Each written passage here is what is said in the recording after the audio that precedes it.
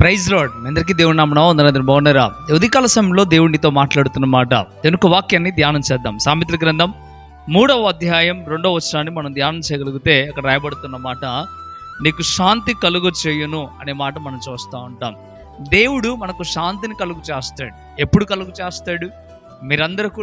మనం అందరం కూడా కోరుకునేది ఏంటంటే మన జీవితాల్లో శాంతి కలగాలని, నెమ్మది కలగాలని మనం ఆశిస్తూ ఉంటాం. కానీ మన జీవితాల్లో శాంతి ఎప్పుడు జరుగుతూ ఉంటుంది? ఎప్పుడు శాంతిని దేవుడు మనకు కలుగు చేస్తాడు? ఎప్పుడు మనకు నెమ్మది కలుగుతుంది అంటే, చూడండి, మొదటి వచనం చెప్తా ఉన్నాడు. 3వ అధ్యాయం మొదటి వచనంలో, నా కుమారుడా, నా ఉపదేశములను మరువకము, నా ఆజ్ఞలను హృదయపూర్వకముగా గైకొనుము, అవి దీర్ఘాయువును సుఖజీవంతో గడుపు సంవత్సరములను శాంతిని నీ కలుగు చేయను.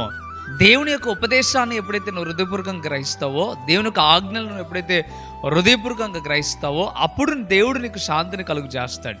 శాంతి కలిగి ఉండాలంటే సరిపోలే, శాంతిని పొందుకోవాలంటే ఆలోచన కలిగి ఉన్నంత మాత్రాన, ఇష్టం కలిగి ఉన్నంత మాత్రాన సరిపోలేదు. కానీ ఎప్పుడు మనకు శాంతి కలిగిద్దయ్యా అంటే, దేవుని ఉపదేశాన్ని విన్నప్పుడు, అలాగే దేవుని ఆజ్ఞలు అనుసరించి నడిచినప్పుడు. ప్రేమిటి తింటారా? దేవుని మాట వినడానికి ఇష్టపడండి, దేవుని ఆజ్ఞల ప్రకారం బ్రతకడానికి ఇష్టపడండి. దేవుడు తప్పక నెమ్మదిని, శాంతిని మన జీవితంలో ఉంచుతాడు.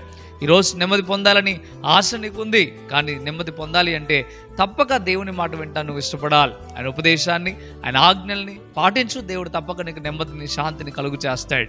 మంచిది. శాంతి మీకు కలగాలంటే ఏం చేయాలో దేవుడు ఈరోజు మాట్లాడి ఉన్నాడు. దయచేసి ఆలోచించండి, అర్థం చేసుకునండి. ఇకనైనా ఆ రీతిగా బ్రతకడానికి ఇష్టపడండి. ఈ మాటలు, ఈ వాగ్దానం మీ చేతుల్లో నెరవేరాలని కోరుకుంటా ఉన్నాను. మీరు కూడా కోరుకున్నట్లయితే, ప్రభువా, ఇక మీదట నేను నీ ఆజ్ఞ అనుసరిస్తాను, ఇక మీదట ప్రభువా నీ ఉపదేశాన్ని నేను వింటాను ప్రభువా అని దేవునితో మాట చెప్పడం ప్రారంభించు. మంచిది. ప్రార్థన చేద్దామా? ప్రార్థన. పరిశుద్ధుడా, గొప్ప దేవుడా, మీకు లెక్కలేని స్తోత్రం నైనా. ఉదయకాల సమయంలో స్పష్టంగా, తేటగా మీరు మాతో మాట్లాడారు. అందరిని బట్టి వందనాలు. శాంతిని కలుగు చేస్తామని మీరు చెప్తా ఉన్నారు. ఎవరైతే నా మాట వింటారో, ఎవరైతే నా ఉపదేశాన్ని అంగీకరిస్తారో, ఎవరైతే నా ఆజ్ఞలను ఫాలో అవుతారో, వారికి నేను శాంతిని అనుగ్రహిస్తాను మీరు చెప్తా ఉన్నారు ప్రభువా. ఈ వాగ్దానం వింటున్న ప్రతి ఒక్కరి జీవితంలో శాంతి కలుగును గాక. మీరు వారిని బలపరిచి స్థిరపరచండి, మేలుతో నింపమని యేసు నామములో మిక్కిలి బతిమిలాడి పెట్టుకుంటున్నాం తండ్రి. ఆమేన్, ఆమేన్. ప్రియమైన మిత్రులారా, ఈ మాటల ద్వారా దేవుడు మిమ్మల్ని బలపరిచినట్లయితే తప్పక ఈ వాగ్దానాన్ని లైక్ చేయండి, అనేక మందికి షేర్ చేయండి. ఇంతవరకు కృపా TV India YouTube channel subscribe చేసుకోకపోతే ఇకనైనా మీరు సబ్స్క్రైబ్ చేయండి. ప్రభు మిమ్మల్ని, మీ కుటుంబాలను దీవించి ఆశీర్వదించి మేలు చేయును గాక. ఆమేన్. God bless you.